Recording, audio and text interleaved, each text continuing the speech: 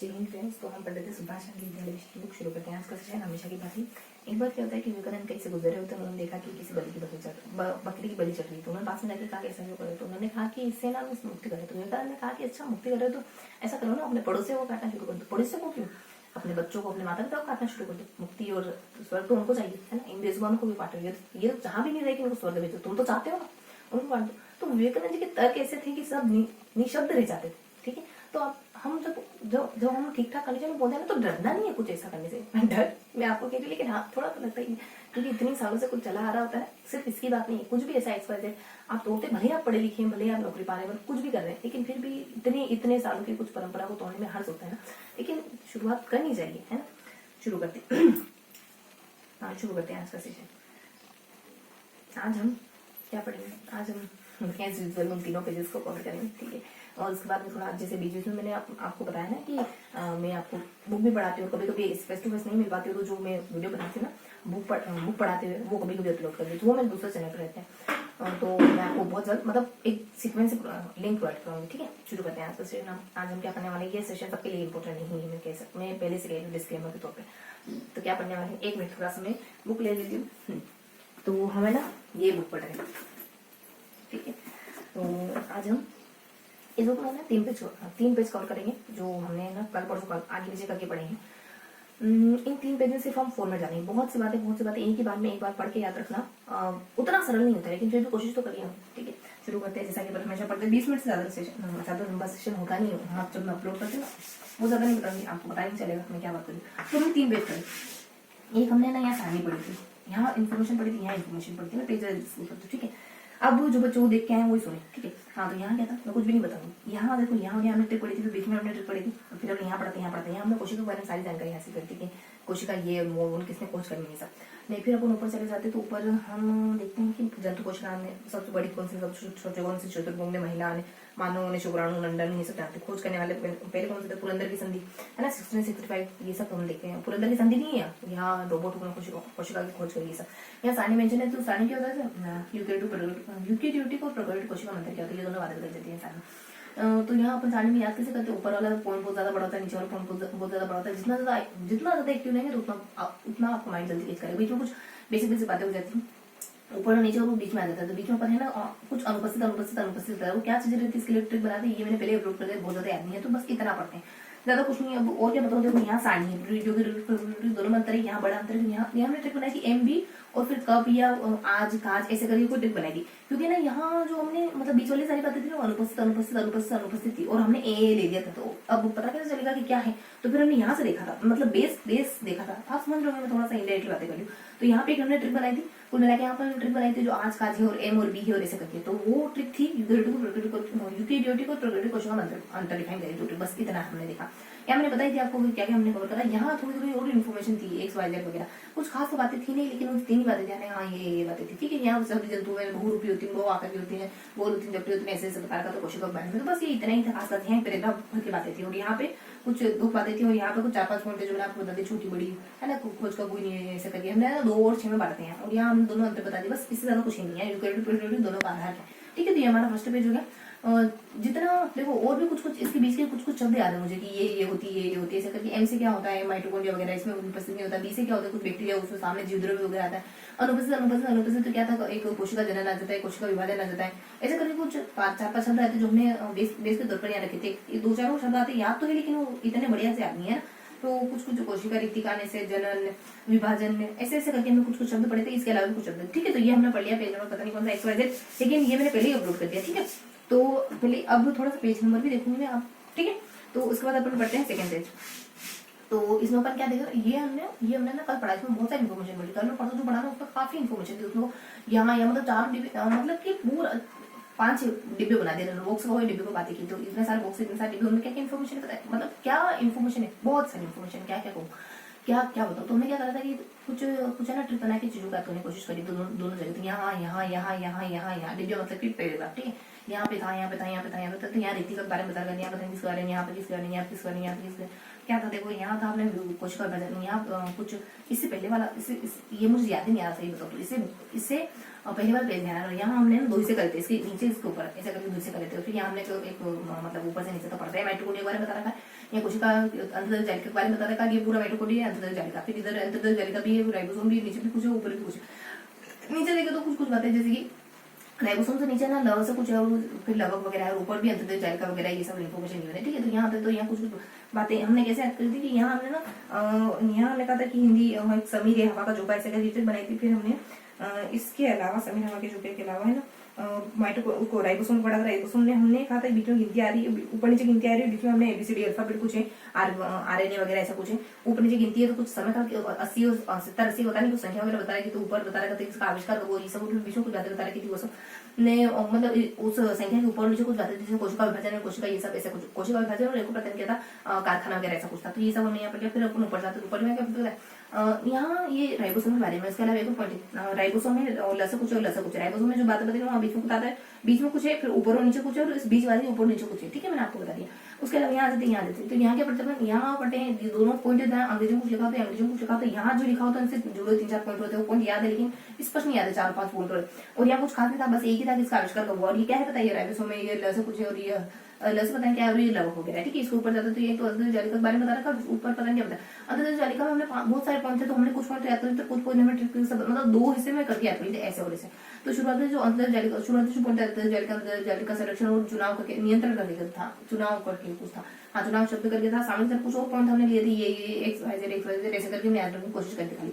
फिर इससे ऊपर चले जाते चिकनी है, खुरदरी ऐसे करके 2 पॉइंट आ जाते हैं। दोनों में कुछ ऊपर कुछ 2 चीजें होती है, उपस्थित होती है, नीचे कुछ 2 चीजें जो उपस्थित होती है। फिर आ जाते हैं यहाँ पे एक तो राइबोसोम और एक को पता नहीं क्या है, एक तो राइबोसोम है एक को पता नहीं है। फिर ऐसे दिन यहाँ पर हमने पूरे माइटोकॉन्ड्रिया के बारे में पढ़ा, नीचे कुछ माइटोकॉन्ड्रिया के बारे में हमने बहुत सारी बातें पढ़ी। यहाँ तो कहते थे एक सारणी थी माइटोकॉन्ड्रिया की छोटी सी, उसमें ना कुछ XYZ सारणी आती, पता नहीं काई की, वो 2 तो इंग्लिश में लिखे होते हैं नीचे, और ऊपर हिंदी में लिखे होते हैं, फिर गिनती बता रखी होती है कुछ मुझे पता नहीं, सारणी ध्यान नहीं आ रही। ऊपर M से कुछ M से कुछ बोली थी, म से ये नाम नहीं आ रहा, माइटोकॉन्ड्रिया इससे पहले मेक्सिक वगैरह ऐसा कुछ था।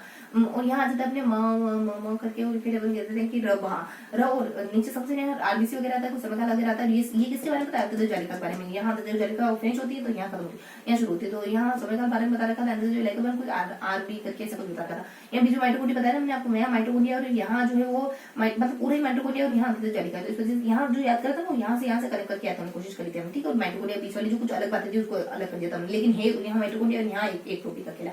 तो माइटोकॉन्ड्रिया बहुत सारे पॉइंट नीचे हमने एक पैराग्राफ इसी जो बीच वाला बता दी, इसमें नीचे बहुत सारी बातें बताई थी पैराग्राफ के। यहाँ पे जो है ना मतलब ये है माइटोकॉन्ड्रिया गोल्जिकाइन वगैरह ने उसको कुछ पुराना नाम भी था, 3-4 शब्द नहीं थे, बाकी सब माइटोकॉन्ड्रिया कुछ बताया था, याद तो आ रही है स्पष्ट।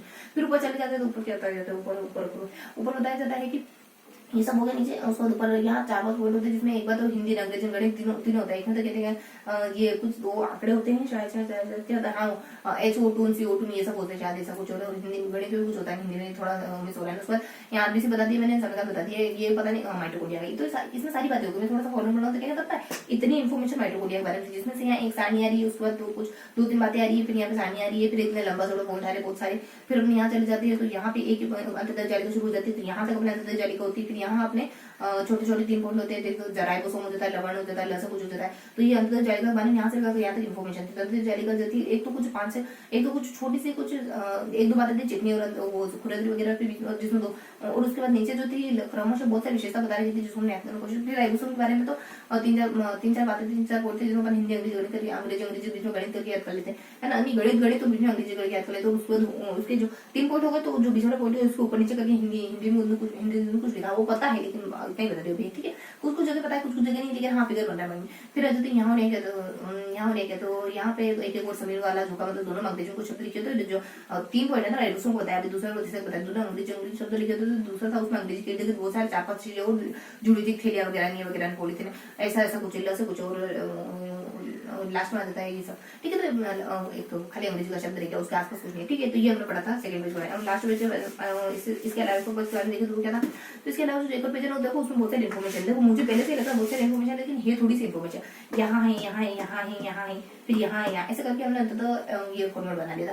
तो यहाँ पता नहीं हमने माँ माँ माँ की टिक बनाई थी, यहाँ है ना वो शुरू हो रहा था टोटिया कि इसको ये भी कहते हैं माँ ने, बाई ने, अस्सी ने, संख्या ने, गिनती ने, सब सारी चीजें इस ट्रिक से हमने बनाया। फिर यहाँ अगर इंस्टीट्यूट में है तो आप ऐसे ऐसे ऐसे लगा दोगे, अगर साथ में पढ़े तो देखो लगने का यही तरीका, आपके माइंड को जितना ही रखो उतना रख सको। देखो माइंड बहुत सारे चल सकते, कुछ भी सोच सकता है, बोलते अपन इतना नहीं बोल पाते जितना आपके विचार चल सकते हैं, ठीक है। तो यहाँ जाते हैं, अभी जो मैं बोल रहा हूँ उसके पीछे भी बैकग्राउंड कुछ चल रहा है, तो कितना शार्प होगा आपको, ठीक है। तो यहाँ जाते हैं, तो यहाँ के बढ़ते हैं अपन, तो यहाँ के बढ़ते हैं। देखो यहाँ हमने देखा ना कि एक तो पता नहीं क्या था जिसमें ना हमने 4-5 पॉइंट देखे थे शायद, और फिर यहाँ इसमें ये दिक्कत यहाँ उसको यहाँ।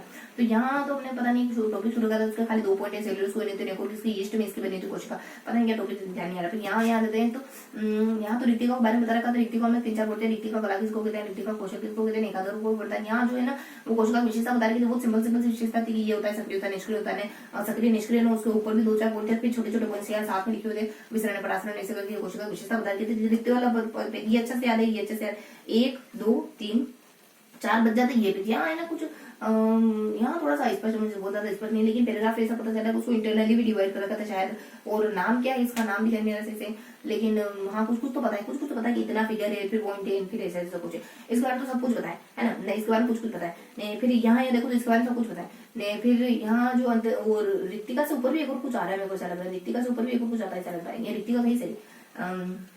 हाँ तो ये अपने हाँ वो आता है कुछ, एक और कोई आता है, मैं सही कह रही हूँ है ना। तो यहाँ के अलावा एक मतलब सही मायने में पूरा यही, हाँ तो यहाँ कुछ आता है, लेकिन 2 हिस्से हो गए, ये एक इसका पॉइंट का है और एक नया पॉइंट छुड़ा, तो कुल मिला के यही करेंगे। तो यहाँ क्या था, एक नया पॉइंट आता है उसमें ना, एक ऊपर तो समय काल और लोगों के नाम बता रखे होते हैं, हाँ ध्यान आ गया, यहाँ पे भी ध्यान आ गया, 5 न आता है तो 5 आता है, मतलब कि 9 और 5 आ जाता है, और न से कुछ नेटर वगैरह कुछ 1955-85 वगैरह ऐसा कुछ आता है, और 1-2 शब्द और ऐड करते हैं अपन, है ना। वो नाम ये आविष्ट करता है और ये समय काल बताती है। और फिर यहाँ जो है ना वो अपन कहते थे दोनों गिनती देती, दोनों 2 पॉइंट में बटा हुआ है जो बता रहे थे कुछ है वो, और उसके जो 2 पॉइंट है ना उसमें जो है ना वो गिनती वगैरह कुछ लिखी हुई है, उसके ऊपर जो है वो उसके नाम है, समझ रहे ना। यहाँ पे कुल मिला के यहाँ वाला पैराग्राफ समझो, उसमें क्या है, यहाँ वाले पैराग्राफ में एक व्यक्ति का नाम आता है, 2 व्यक्ति का नाम आता है, समय काल आता है, फिर नीचे उसके दूरी से करे हुए, फिर दोनों के भीतर कुछ जानकारी इन्फॉर्मेशन है। अब देखो इतना घुमा दिया मैंने आपको, उसी समय बता देती, तो इस तरीके से कुछ पूछे, ठीक है। तो ये हमने 3 पेज पढ़ लिया, इसको याद करने की कोशिश करूँ, तो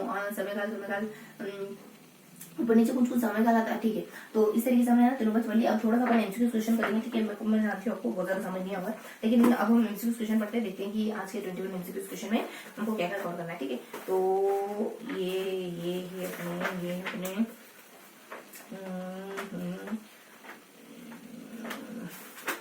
कहाँ तक पढ़े थे एमसीक्यू क्वेश्चन, हमने कल जो एमसीक्यू पढ़े वो धातु क्लोराइड ऑक्साइड लास्ट पेज का सूत्र वगैरह तो याद हो गए थे, लोगों की जंग को जोड़ना, परिवर्तन गति का भी हो गया था, गति और बल के नियम वगैरह पढ़े थे, ठीक है। पीछे शुरू करते हैं, कोई साइकिल सीधी यहाँ रेड पेन से पढ़े थे, ठीक है। तो यहाँ से शुरू करते हैं। रॉकेट संरक्षण के सिद्धांत इसके अंतर्गत आता है, समय संरक्षण, रॉकेट उड़ता है, ये किसका सिद्धांत है, सभी का, और गति के नियम का प्रदर्शन किसने कहा जाता है, पिसा की ऐतिहासिक मीनार तिरछी होती है, ये तो ऐसे याद करो कि तिरछी होते हुए भी नहीं गिरती, क्योंकि इसके गुरुत्व केंद्र से जाने वाली ऊर्ध्वाधर रेखा के आधार वापस दोनों, इसके गुरुत्व केंद्र से जाने वाली ऊर्ध्वाधर रेखा आधार से ऊपर जाती है, ठीक है। एक धावक लंबी छलांग लगाने से पहले कुछ दूरी तक दौड़ता है, क्योंकि क्या होता है, छलांग लगाते समय उसके शरीर की गति जड़ता उसको ज्यादा दूरी तय करने में मदद करती है, शरीर की जड़ता उसको ज्यादा दूरी तय करने में मदद करती है। फिर में से गति की गति सबसे ज्यादा फास्ट स्पीड किसकी होगी, बाकी सब मीटर प्रति आवर बता रखा है और 1 किलोमीटर प्रति आवर बता रखा है। तो किलोमीटर सबसे ज्यादा, मीटर तो छोटा होता है, तो 4 तारे बता रखी और एरो का निशान लगा रखा है, ए की तरफ ए सबसे बड़ा है, बी सी डी ऐसे करके बता रखा है, ये सबसे बड़ा है, और पूछ रहे हैं कि सबसे ज्यादा गति किसकी होगी, तो ये गति का ही तो डायग्राम बता रखा है कि ये सबसे बड़ा है, तो फिर ये हो जाएगा है ना, यदि उनके द्रव्यमान ऐसे ऐसे क्रम में है तो उनके किस प्रकार कार की गति ऊर्जा उच्चतम होगी। कुल मिलाकर द्रव्यमान का क्रम बता रखा है, ए सबसे बड़ा बता रखा है, ठीक है। B A P C A P D, तो अपन ये कहेंगे कि ये कि जो है ना वो कार की गति ऊर्जा सबसे ज्यादा होगी, ठीक है।